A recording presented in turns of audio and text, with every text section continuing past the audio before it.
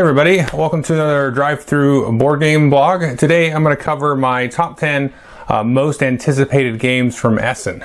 Now, Essen is like just over a month away at the time I record this, which really is a little bit too early to be doing such a list. I don't really know why. Maybe it's just kind of a timing thing, but usually I do it and everybody else does it kind of a couple of weeks beforehand or right before. But like with my Gen Con list, I had played a couple of the games already by the time I got around to making the list. And so I was like, well, this one was going to be on here anyway, but I moved it up because I played it and I really liked it, or, you know. So I realized that I'm going to be receiving, I know it sounds like I'm bragging, but I'm really not. I'm going to be receiving some games here soon that are on my anticipated list. And I'm like, well, I'm just going to play them when I get them. So it's going to be silly to do, oh, this is my most anticipated game that I already reviewed, you know. So anyway, it's kind of a long drawn out apology for making this so early, but I guess it's okay to be early sometimes. So let's just jump in. I've got 10 games on here. I'm just going to jump right through. Number 10 is Jorvik or Horvik, or I don't know how you pronounce it. This is a retheming of Spikerstadt, which is one of my top 100 games of all time. I don't remember where it is on the list. I think it's pretty high. I think it's probably the most underrated Stefan Feld game. Now that game doesn't really take it to the next level until you add the expansion, which from my understanding is going to be included in this game. Now the original theme was you were sort of sending sort of workers or buyers or whatever down to the dock to trade in goods and then try to also put some resources towards preventing warehouse fires. Now this is a Viking theme, so it's going to work kind of in a different way where you're kind of, you know, dealing with goods and then I think fighting off raids. And so I think this game is excellent. It's one of the least Feld games that I've played. So it's a very kind of cutthroat, in your face, sort of kind of an auction game. Plays excellent at 5 players. Probably my favorite player count is 5 players. I like it at all the player counts 3 to 5. 2 player is a little bit better once you add all the expansion stuff in, but I kind of glossed over that.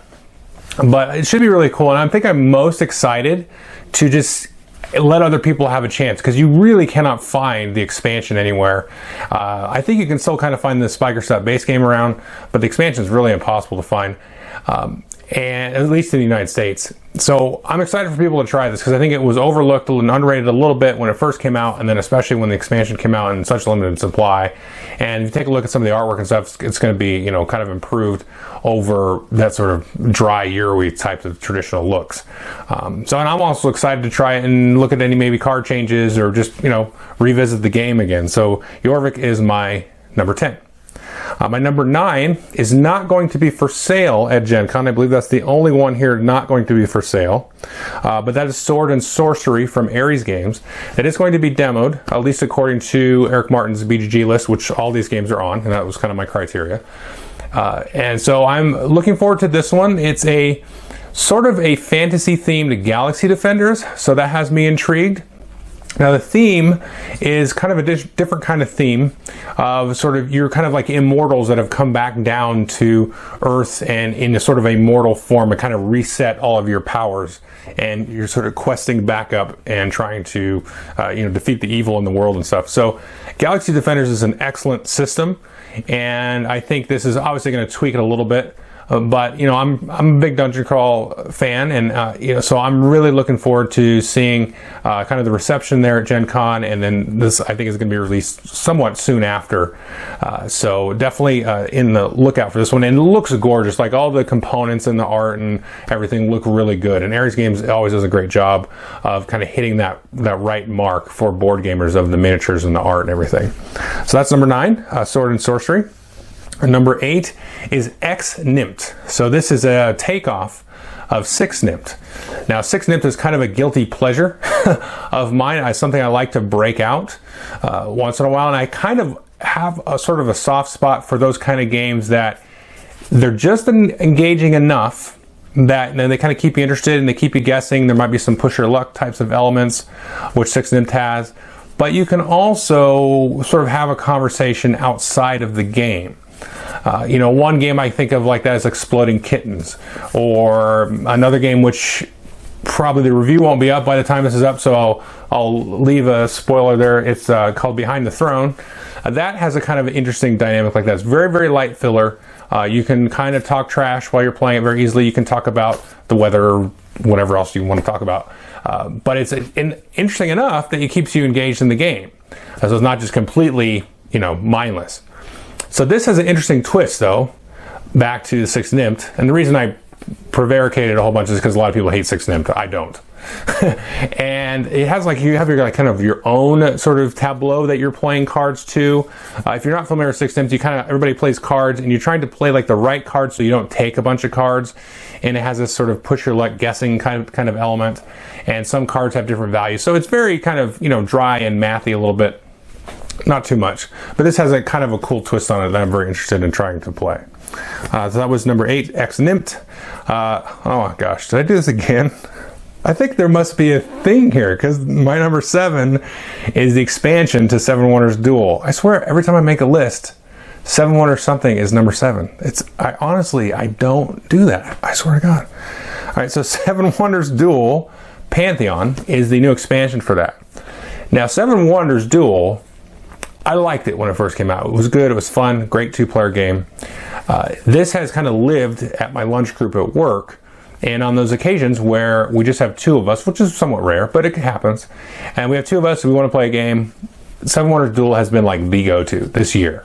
And so having played it now with a couple of folks at work, we've really kind of gotten into the strategy and stuff. We've really revisited the game a whole bunch. And so the game has really grown in my estimation and in my friend's estimation.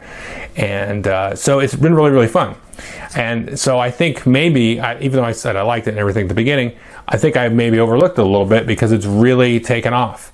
And so I'm excited to see anything that we can add to it and revisit it. And then we'll definitely get some plays, in my group for sure. So I'm very excited about that.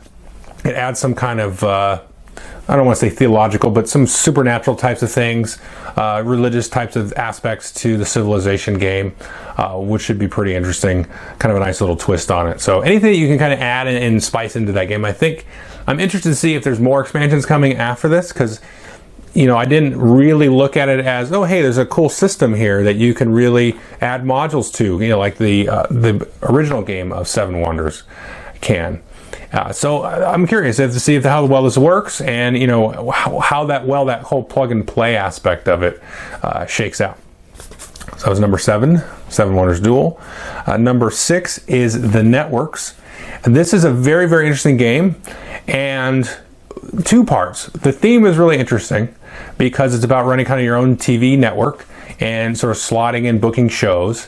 And that's a theme that I've enjoyed in the past a little bit with a couple of games, like Dream Factory was a game that actually I wasn't really fond of at first, but then I kind of got to like it a little bit more. But I like that kind of Hollywood aspect, the whole production side of running a television show or movie studio or that kind of thing. That's a really, really cool theme. And I think there's a lot of vastly unexplored space in that territory. And it seems very, very humorous in its take, which was one of the sort of charms of Dream Factory. You had these kind of caricatures of different Hollywood actors and directors and things. So Networks looks very, very interesting. And the other thing is, I think I am one of the few people that hasn't played this yet. Now, I know it's not readily available for kind of distribution and release, but everybody that I seem to talk to is like, oh, have you played The Network? You haven't played that yet? What? And it's like, no, I haven't. Okay, I'll play it. It must be really good. Because literally every single person I talk to is, hey, this game is great. It's really cool. The theme works really well. It's a very, kind of nice medium level Euro game. So I'm like, okay, I'll play it. So I'm really excited to play it now. I'm kind of hyped from all the hype. So that is number 6. Number 5 is a very interesting game. This is called Adrenaline from Czech Game Editions. And this is sort of a take on a first-person shooter as a board game. Now, you've kind of had that idea when you talk about games like Doom and, a little bit of like Imperial Assault and, Galaxy Defenders in some way. That's more of a tactical first-person shooter, so I don't want to call it. You kind of have the vibe of a first-person shooter a little bit with those games. But this one really, supposedly, takes you into that sort of twitchy feel. And just the fact that, well, Czech Games is putting it out, so there's probably going to be at least solid, if nothing else, and well play tested. Just the approach of that theme, you know, okay, let's do it. Let's go for that. You know, like you're going to try to make me feel like I'm playing Quake or Counter-Strike or Overwatch or something when I'm playing a game. So super intrigued by this one. So that is Adrenaline from Czech Games Edition. And number 4 is Colony from Bezier Games. And the thing that got me most interested in this, first of all, was the box cover. May have the coolest box cover I've seen. A very kind of futuristic, modern looking city with, you know, really cool kind of font and everything. It just really draws me in. One of the best box covers. Cry Havoc's another one from this year. Just like, whoa, that's this awesome box cover. Now, digging into the game a little bit more, this is kind of another take on kind of a dice deck building game, but not in the sense of like Quarriors or Dice Masters. It sounds a little bit like Favor of the Pharaoh, which I enjoyed last year from Bezier Games, but maybe a little bit more souped up. I have to play it, of course, but I'm very interested in dice Euros still. It's still something that was kind of not really a fad, but it was a very popular, maybe 3 or 4 years ago, something like that. You had Castles of Burgundy, you had Troyes, there was Kingsburg, Alien Frontiers, all that kind of stuff. And it's really kind of died away, and I kind of miss it. You know, we just broke out Castles of Burgundy maybe about a month ago, and I was like, yeah, I remember this dice stuff. This is really cool. You know, dice, you can manipulate them 1,000 different ways, set them up in different combos, and try to unlock kind of cool special abilities. And so this looks like a really nice take on all of that, and so I'm very excited for that, to see that again. You know, maybe in some ways it's become passé, but I think it's been long enough that there really hasn't been, you know, other than maybe Favor of the Pharaoh, a really solid kind of dice Euro, dice manipulation style of game. So I'm looking forward to Colony quite a bit. Now, number 3 is The Fog of War. This is coming from Stronghold Games. This one is very interesting. So it basically is, as the title says, The Fog of War. So it's a very different take on kind of what you would call a traditional war game. It keeps, it's like this is a hard one to talk about because I haven't played it. But like I said, it's the whole title aspect of like, okay, I'm giving these orders. I don't know quite what you're doing. And so it has this big epic scope of, you know, kind of a World War II type of idea. And it seems just very interesting. Again, this one is kind of driving me based on the theme, kind of like Adrenaline. I'm like, okay, this sounds like it's going to be this big, you know, huge twist on what we think of as a war game. So I'm very interested in it from that perspective.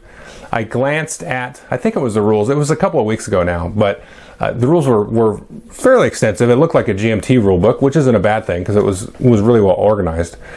So I'm very excited for this one though, because I've got a couple of friends of mine that we like to play war games, and I think this will be a good one for us to dive into. And I've been very intrigued over the last couple of years, like the coin system. You know, Churchill was one that I liked, or wanted to like, I should say. And what's the other game? Gosh, there's another game that was sort of a weird twist on your traditional sort of hex encounter, you know, epic sort of, you know, larger scale theater of war kind of idea. So I think there's, like I said, there's a lot of room to really explore in this area above and beyond kind of the shackles of, you know, the last, whatever, 50 years of war games.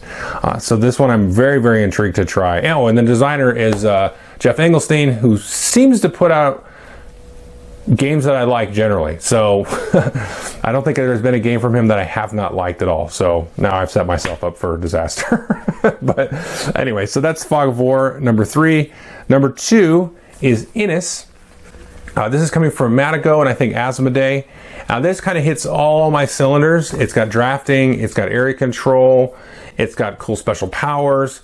It kind of feels Civvy, where you're sort of building up tribes, not necessarily like, you know, big epic civilization, but sort of smaller tribes and things.